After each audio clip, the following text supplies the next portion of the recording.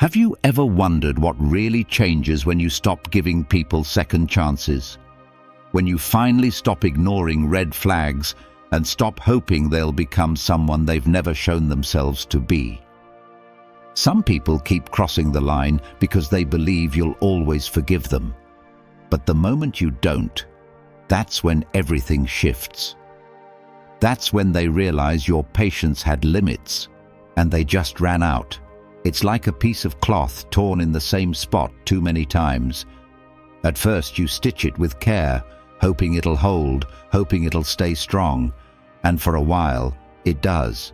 But with every tear, the fabric weakens, the threads thin, the edges fray, and no matter how careful your hands are, it just doesn't hold the same. That's what happens when you keep giving second chances to the wrong people. You're not healing the bond, you're exhausting it. And when you finally stop stitching, they don't blame the tear. They blame you for putting the needle down. Because when you stop giving second chances, you stop teaching people that they can misuse your forgiveness. You stop being an option and start becoming a standard. So what really happens when you stop handing out chances to the same people with the same apologies? Stay until the end, because the last one, that's when everything shifts. Let's get started. Number 1. You regain control over your life. Let's talk about something most people don't realize until it's too late. How much power they give away by constantly offering second chances to those who don't deserve them. Now, don't get it twisted. Giving someone a second chance isn't always a bad thing. Forgiveness, growth, and understanding are powerful. But what happens when you keep giving second chances to people who don't change? Who keep crossing the same boundaries? Who show you over and over that your kindness is just another opportunity for them to take advantage? Here's the truth. When you stop giving repeat offenders more chances, you take back control of your life. You stop living in response to their behavior. You stop adjusting your peace, your mood, your boundaries just to accommodate someone else's patterns. And that's when a shift happens. You start leading with purpose instead of reacting with emotion. People who continuously violate your trust often count on your forgiveness. They assume you'll always come around, always give in, always soften up. Why? Because you've done it before. But when you draw a clear line and finally stop giving them another opportunity to cause the same damage, they notice. More importantly, you notice. You realize how much energy you've spent hoping they'd do better. How much mental space they've taken up with their empty apologies and repeated behavior. This is where Stoic wisdom becomes powerful. Epictetus said, "It is not the events that disturb us, but our judgment about them." Meaning, it's not what others do that hurts us the most. It's how long we allow it to continue, how many chances we give, and how often we ignore what we already know. When you shift your mindset from trying to change people to enforcing your boundaries, you reclaim your peace. Let me share a story. A friend of mine, let's call her Ava, had someone in her life who kept letting her down. Promises broken, apologies made, and then same cycle, again and again. For years, Ava kept giving this person second chances, believing that eventually they'd change. But one day, after being hurt once again, she paused and asked herself, "Why am I allowing this?" That's when it clicked. The moment she stopped giving them another opportunity to hurt her, she felt lighter, freer, more in control. Not because the other person changed, but because she did. So how do you stop giving second chances to the wrong people? First, recognize the pattern. If someone shows you who they are repeatedly, believe them. Second, accept that protecting your peace doesn't make you cold, it makes you wise. And third, redirect your energy toward people and choices that actually respect your boundaries. At the end of the day, taking back control of your life starts with a single decision: to stop letting the same people disturb your peace. You're not being harsh, you're being honest. Because sometimes the most powerful form of self-respect is simply not allowing the same mistake twice. Number 2, you stop tolerating disrespect disguised as mistakes. One of the most powerful things that happens when you stop giving people second chances is this: you stop tolerating disrespect that's been carefully disguised as honest mistakes. See, when someone hurts you once, it can be an accident. When they do it again and again, it's a pattern and often a choice. And what many people don't realize is that repeat offenders become experts at hiding behind apologies.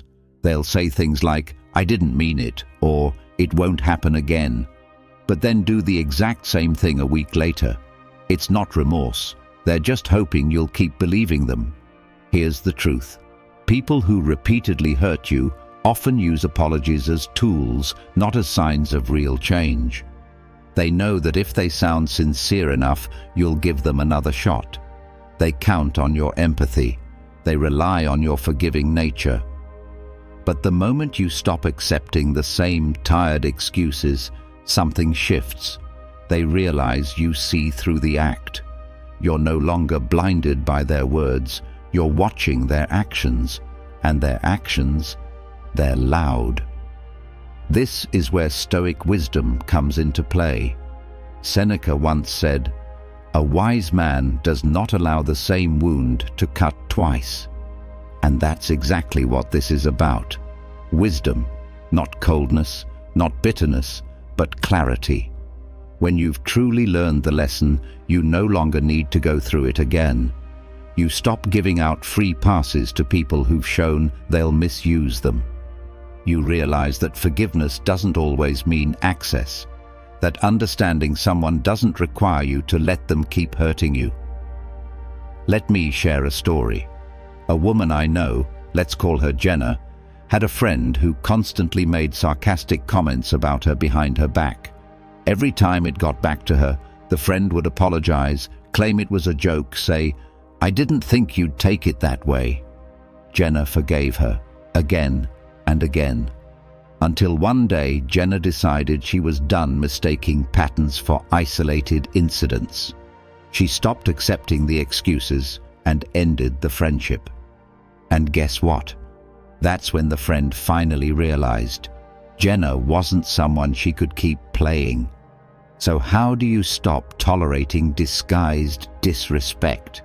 First, recognize that real change shows in behavior, not just words. Second, set clear boundaries and stick to them. And third, remind yourself, protecting your peace isn't being harsh, it's being wise. At the end of the day, when you stop giving second chances to people who disrespect you, you're not closing your heart. You're closing the door to repeated pain. You're choosing to value yourself enough not to let the same wound happen twice. And that's not weakness. That's strength, Stoic strength. If you found this valuable, hit like and subscribe for more powerful insights. Number 3, you build unshakable self-respect. One of the most empowering outcomes of no longer giving people endless second chances is this. You begin to build a level of self-respect that becomes unshakable.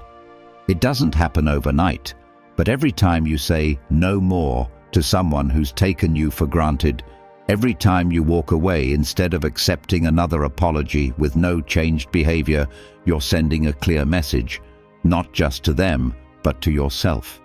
The message is simple. Your peace and your values are non-negotiable. Here's the truth. When you keep allowing people to violate your boundaries and then welcome them back with open arms, a part of you starts believing that maybe your boundaries weren't that important to begin with. Over time, that chips away at your self-respect. But the moment you decide enough is enough, you take your power back. You show yourself that your standards mean something, and with every boundary you enforce, your self-worth grows stronger. This is what Stoic psychology teaches at its core.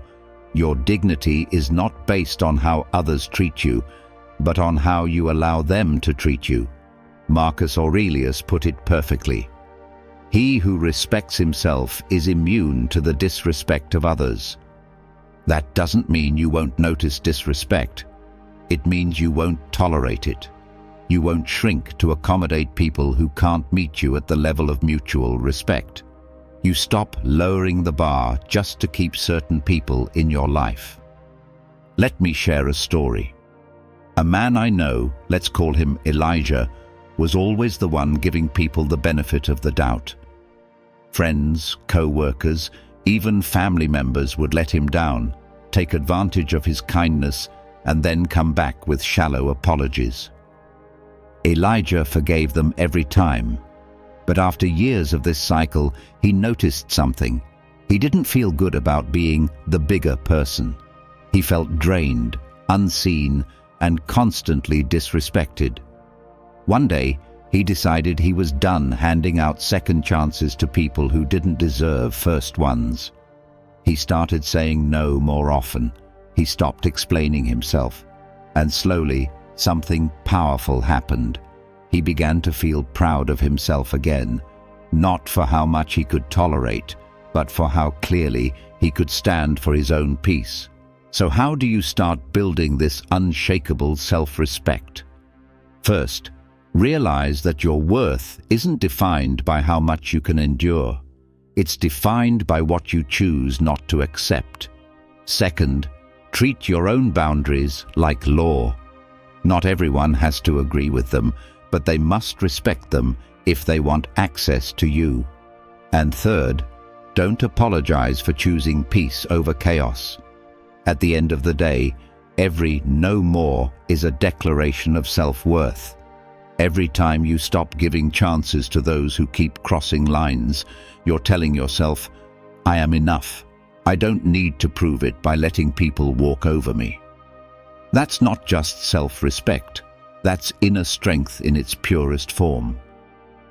Number 4, you expose people's true intentions.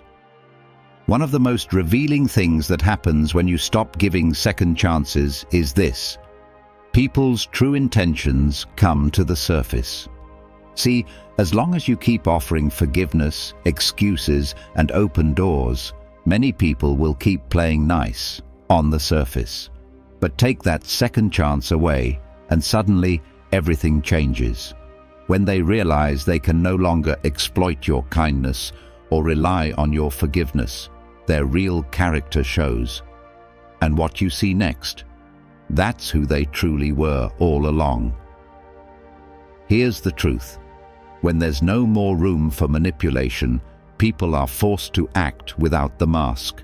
Some disappear without a word because the benefit of knowing you is gone. Others retaliate, guilt-tripping you, blaming you, or even trying to turn the situation around to make you feel like the bad guy. And while this can feel uncomfortable at first, it's actually a gift. Because now you see them clearly. No confusion, no guessing games, just the truth. This is where Stoic wisdom becomes your greatest ally. Epictetus once said, "Let your silence judge what their actions cannot hide." In other words, you don't need to call anyone out, argue, or prove a point. Just stop giving them another opportunity to hurt you and watch what they do. Their reaction will tell you everything their words tried to cover up. Your silence, your boundary, your refusal to entertain the same cycle again, it becomes the mirror that reveals their motives. Let me share a story. A woman I know, let's call her Lila, had a friend who constantly took advantage of her generosity. Always asking for help, always needing something, but never truly showing up when Lila needed support. Lila forgave her again and again, thinking that one day the friendship would balance out. But eventually, she stopped. No more favors, no more excuses. She set a firm boundary. and the reaction was instant. The friend lashed out, accused Lila of being selfish, and even tried to make others believe she was the problem. That was the moment Lila finally saw it. This person never cared about the friendship, just the benefits that came with it. So how do you navigate this clarity? First, don't fear the fallout. If someone walks away or attacks you when you stop enabling them, let them go. You've just confirmed everything you needed to know. Second, stay silent and firm. You don't need to justify your boundaries to people who were never interested in respecting them. Third, embrace the clarity.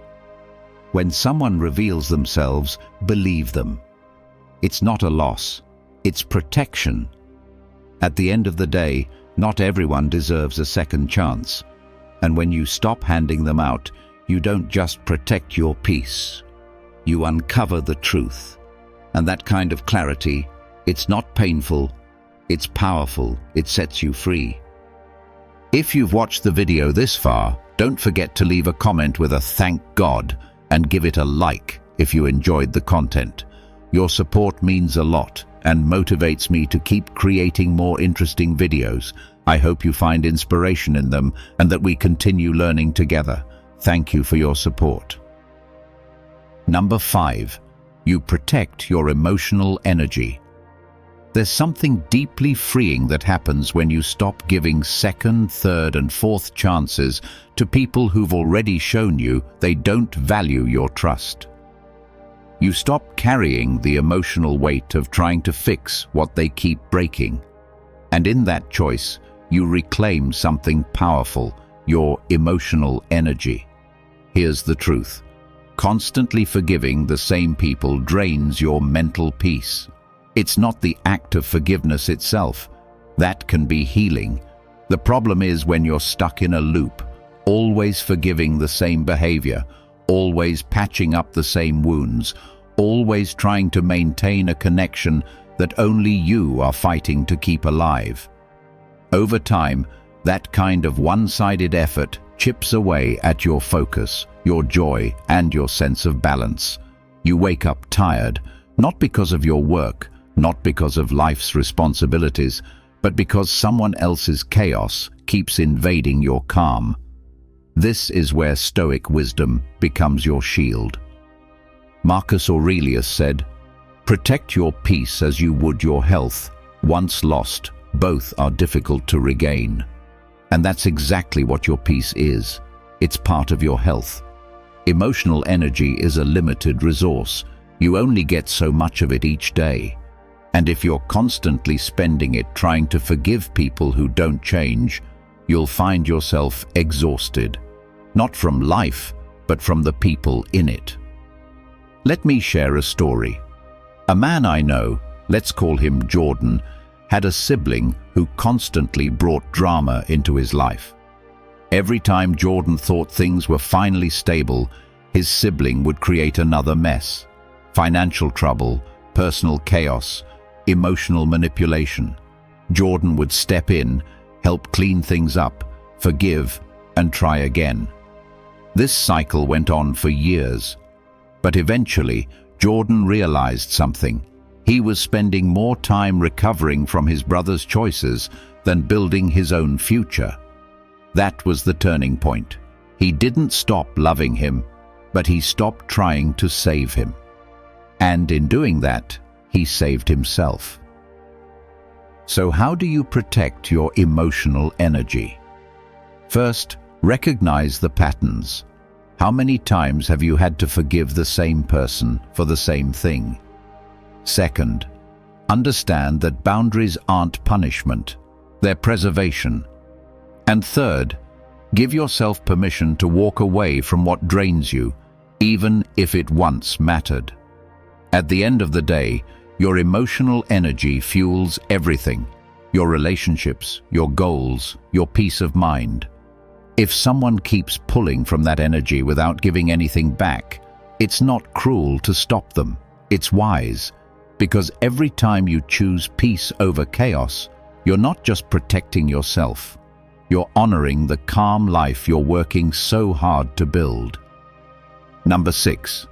You learn the power of finality. Let's talk about something most people avoid until they're absolutely forced to face it. The power of finality. Ending something for good. Drawing a firm line. Not leaving the door open just in case. See, when you stop giving someone another chance, you're not just protecting your peace. You're teaching yourself something essential. Closure isn't cruel. It's clarity. It's the moment you stop entertaining apologies without change. It's the moment you stop hoping that patterns will magically break without action. It's when you say, enough, and actually mean it. Here's the truth. Not giving another chance doesn't make you heartless. It makes you conscious. It means you've observed someone's behavior long enough to recognize that their words no longer carry meaning. You realize that real growth requires accountability, and that accountability doesn't exist where consequences don't. When you keep forgiving the same behavior, you're not being kind. You're being permissive. And people notice that. The wrong people thrive in that space, because to them, your forgiveness is a signal. I can keep doing this. This is where Stoic wisdom cuts straight to the core. Epictetus said, "Mercy without limits is permission." That's it. When there are no boundaries, there's no respect. When there's no finality, there's no lesson. You're not punishing someone by walking away. You're showing both them and yourself that some actions come with consequences, that some doors once closed stay closed. Let me share a story. A man I know, let's call him Brandon, was in a relationship where he kept forgiving the same betrayal. Not once, not twice, multiple times. Every time, the apology sounded sincere. The tears looked real. The promises to change felt convincing.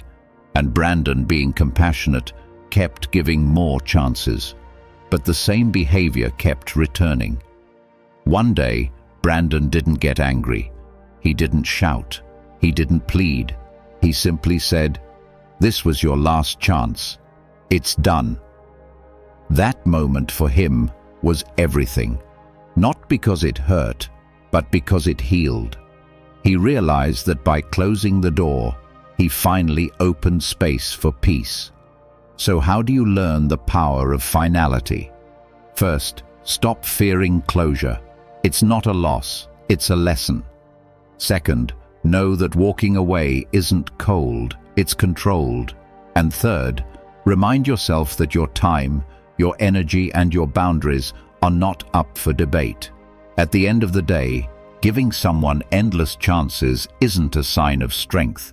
It's a risk to your self-respect. When you choose finality, you're not being harsh. You're being wise. And in the Stoic mind, that's the highest kind of strength there is. If you believe this video can help others, give it a like. It helps the YouTube algorithm show it to more people. And don't forget to subscribe for more awesome content coming your way. Share your thoughts in the comments. I will definitely reply. Number 7. You free yourself from the illusion of their potential. Let's talk about something most of us have fallen for at some point: the illusion of someone's potential. It's that image you build in your mind of who they could be. You see flashes of it, moments where they say all the right things, where they almost change, where they seem to care. And so you give them another chance, not because of who they've consistently shown you they are, but because of who you believe they could become. Here's the truth. We don't give endless second chances to people. We give them to their potential. We fall in love with who they might be if they finally got it together. We forgive them because we're rooting for that version of them. But in the process, we ignore the version that keeps showing up, the one who breaks promises, repeats the same mistakes, and continues to hurt us. And the longer we stay caught in that illusion, the more we suffer. Because we're not dealing with reality, we're stuck in hope.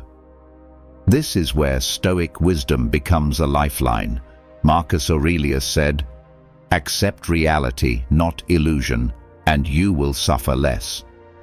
When you let go of the idea of who someone might become and accept who they are today, everything changes. You stop making excuses for them. You stop waiting for the better version to show up.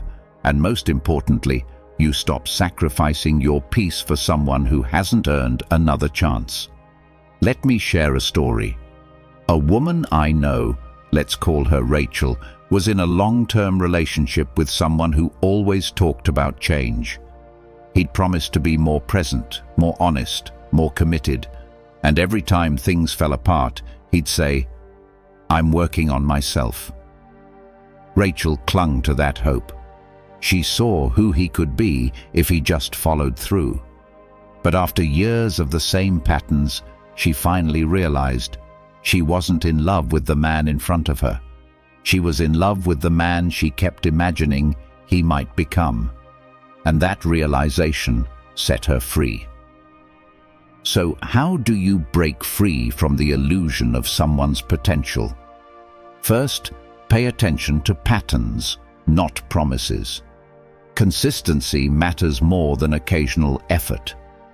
Second, ask yourself, am I loving who they are, or who I wish they were? That answer will tell you everything. And third, remind yourself that your future deserves someone who's already showing up, not someone you have to wait on to evolve. At the end of the day, letting go of someone's potential isn't giving up. It's growing up. You're not abandoning them. You're choosing to stop abandoning yourself. And in the world of Stoic psychology, that's the definition of wisdom. Seeing things clearly, accepting what is, and walking forward in peace. If you found this valuable, hit like and subscribe for more powerful insights.